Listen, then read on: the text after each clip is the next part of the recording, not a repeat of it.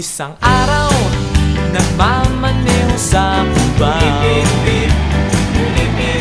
aking nakita, babaeng saksakan ng ganda. Sinundan ko ang kotseng sinasakyan niya, hindi ko nakitang may dumarating pala. Hindi ko naiwasan, kami bigla nagkabanggaan. Nung magkamalay, ay nasa ospital na ako, nasikaso ng doktor na pili ng nanay ko.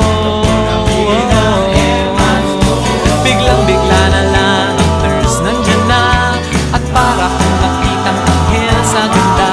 Kahit nagdidiliro, itong nasabi ko sa kanya.